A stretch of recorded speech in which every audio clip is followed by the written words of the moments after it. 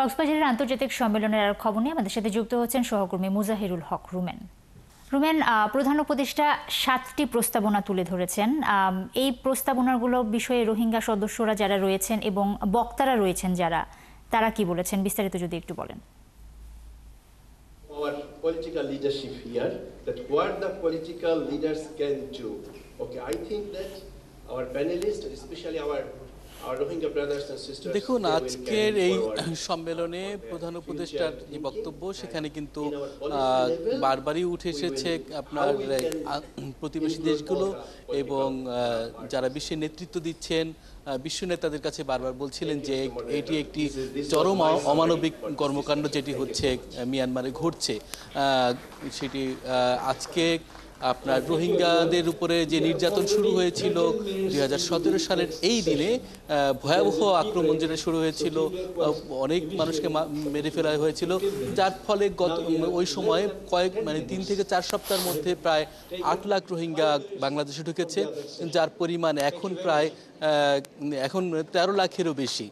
এমন একটা পরিস্থিতিতে এখনও যেহেতু মিয়ানমারে একই পরিস্থিতি বিরাজ করছে, সেই ক্ষেত্রে প্রধান উপদেষ্টা বারবারই বলছিলেন যে এখানে কিন্তু এখনই যদি বিশ্ব সম্প্রদায় এই ক্ষেত্রে কঠোর ব্যবস্থা না নেয় তাহলে হয়তো একটি জাতিগোষ্ঠীর শেষ একজন মানুষও হয়তো থাকবে না। এমন একটা জায়গা, এমন একটা পরিস্থিতিতে পৌঁছানোর আগেই যেন বিশ্ব সম্প্রদায় এই ব্যাপারে অগ্রসর হয় এবং মিয়ানমারের শান্তি প্রতিষ্ঠা করা, একই সাথে বাংলাদেশে যেই বড় সংখ্যক একটি রোহিঙ্গা জাতিগোষ্ঠী আছে তাদেরকে ফিরে নেওয়ার বিষয়গুলি নিয়ে কথা বলেছেন। তিনি বলছিলেন যে বাংলাদেশে যেখানে প্রায় এখন 13 লাখ রোহিঙ্গা আছেন, সেখানে মিয়ানমারের রোহিঙ্গার সংখ্যা কিন্তু মাত্র 5 লাখ। এর মধ্যে হত্যা, নির্যাতন, আপনার নানা ধরনের সংকটের মধ্যে কিন্তু তাদের জীবন অতিবাহিত হয়েছে, যার ফলে এখনই এই সংকটটিকে একটি বিশ্ব সংকট হিসেবেই তিনি আখ্যায়িত করেছেন। কারণ হচ্ছে একটি জাতিগোষ্ঠীর এইভাবে পতন, একটি জাতিগোষ্ঠীর এই ভয়াবহ পরিস্থিতি, এখানে যদি এদের বিরুদ্ধে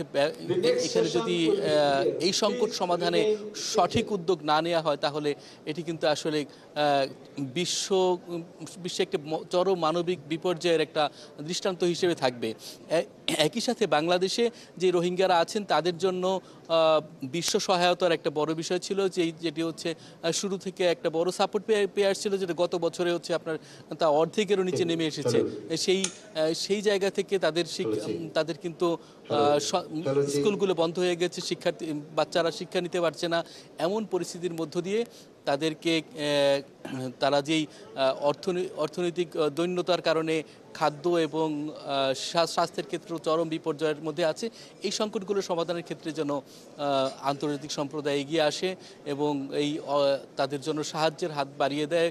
যেই সময়টা পর্যন্ত রোহিঙ্গাদেরকে দেশে ফিরে পাঠানো যাচ্ছে না, তার আগ পর্যন্ত যেন এটা অব্যাহত থাকে এবং এই খরচ বাড়ানোর জন্য বিশ্ব সম্প্রদায়কে ব্যবস্থা নেওয়ার জন্য আহ্বান জানিয়েছেন প্রধান উপদেষ্টা ডক্টর মোহাম্মদ ইউনূস। কক্সবাজারের আন্তর্জাতিক সম্মেলনের খবরাখবর জানাচ্ছিলেন সহকর্মী মুজাহিরুল হক রুমেন।